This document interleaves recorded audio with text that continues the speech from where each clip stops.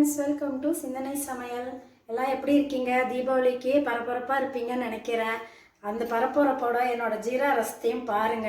அது என்னென்னலாம் தேவைன்னு பார்க்கலாம் வாங்க வீடியோக்கு போலாம். ஜீரா ரசத்துக்கு 2 தக்காளி, நாட்டு தக்காளி எடுத்து வச்சிருக்கேன். ஒரு சின்ன நெல்லிக்காய் அளவு புளி, துவரம் பருப்பு 1 டேபிள் ஸ்பூன் உங்களுக்கு காமிக்கிறதுக்கோசரம் எடுத்து ஊற வச்சுருக்கேன். அதை 10 நிமிஷம் ஊற வச்சுருக்கேன். ஒரு மிளகா போட்டு, வர மிளகா ஒன்று போதும் காரத்துக்கு, வேறு காரம் இல்லை. ஊற வச்சுருக்கேன். புளி கரைச்சி வச்சுருக்கேன். இவ்வளோ பெருசு இருந்தால் போதும், நெல்லிக்காய் சைஸ் புளி இருந்தால் போதும். உப்பு, மஞ்சத்தூள், பெருங்காயப்பொடி, கொத்தமல்லி, கருவேப்பிலை, ஜீரகம். மெயினாக ஜீரா ரசத்துக்கு ஜீரகம் தானே வேணும். 1 ஸ்பூன், நல்லா டீஸ்பூனில் 1 ஸ்பூன் எடுத்துக்கலாம். இவ்வளோதாங்க. இது 4-5 பேர் சாப்பிட்லாங்க. இதை எப்படி செய்யறதுன்னு பார்க்கலாம். நம்ம பருப்பு ரசத்துக்கெலாம் பருப்பு நம்ம வேக வச்சு நம்ம பண்ணியிருப்போம். இதுக்கு 1 டேபிள் ஸ்பூனு துவரம் பருப்பு ஊற வச்சுருக்கேன். ஒரு மிளகாவோட ஊற வச்சுருக்கேன். இப்போ ஃபஸ்ட்டு இந்த தக்காளியை கட் பண்ணி அரைச்சிக்கலாம். தக்காளி அரைக்கணுங்க. ஃபஸ்ட்டு தக்காளி அரைச்சிக்கலாம்.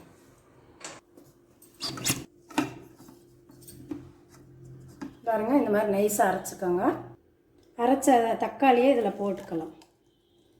இந்த புளி தண்ணி கரைச்சி வச்சுருக்கேன் இல்லைங்களா, இதையும் போட்டுக்கலாம்.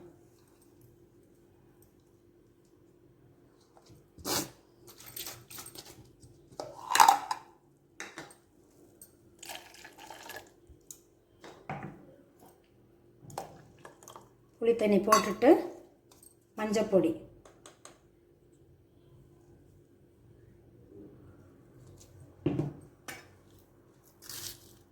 உப்பு,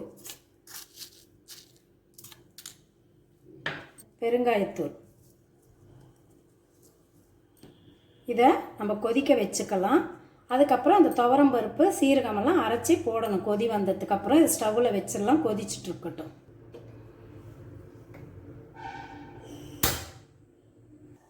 இப்போ நம்ம தக்காளி மாத்திரம்தான் அரைச்சி அந்த புளி தண்ணியோட சேர்த்து கொதிக்க வச்சுருக்கோம். இப்போது இந்த மிளகா, இந்த துவரம் பருப்பு,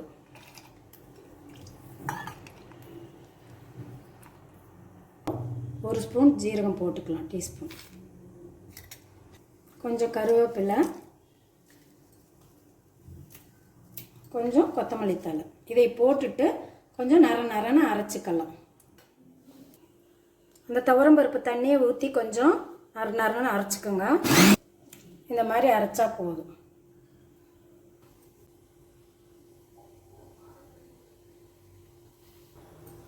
இப்போ ரசம் 2-3 நிமிஷம் கொதிச்சிருச்சு. இப்போ இந்த ஜீரகம் இதெல்லாம் போட்டு அரைச்சி வச்சுருக்கோம் இல்லையா, இதையும் போட்டுடலாம். இதில் நிறைய தண்ணி விட்டுக்கோங்க, புளிப்பு இருக்கும்.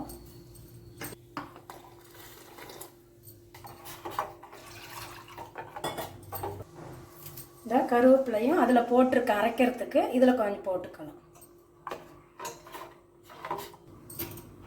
கொஞ்சம் வெல்லம் உங்களுக்கு வேணும்னா போட்டுக்கலாம், வேண்டான்னா விட்டுடலாம். நான் போடுவேன் ரசத்துக்கெல்லாம்.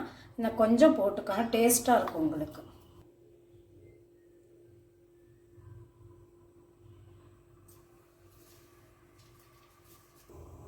பாருங்க, நல்லா ரசம் நுரைச்சி கட்டிட்டு வருது. ரொம்ப கொதிக்க விட வேண்டாம். இந்த ஸ்டேஜில் திருப்பி கொஞ்சம் கொத்தமல்லி போட்டுடலாம், கட் பண்ணி வச்சதை. இதுக்கு தாளித்து கொட்ட வேண்டியதாங்க. கமகமனு ஜீரா ரசம் ரெடிங்க. சீக்கிரம் பண்ணிடலாம், நம்ம நினச்ச நேரத்துக்கு பண்ணிடலாம். 10 நிமிஷம் துவரம் பருப்பு அந்த மிளகாயும் ஊற போட்டால் உங்களுக்கு போதும்.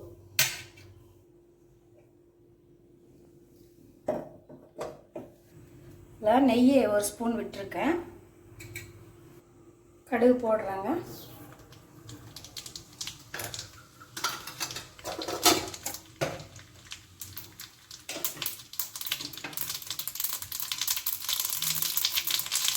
கடுகு வெடிச்சதுக்கப்புறம் இந்த ரசத்தில் எடுத்து கொட்டிடுங்க. நெய்யில் தாங்க தாளிக்கணும், வாசனையாக இருக்கும். ரசம் ரெடிங்க, ஜீரா ரசம்.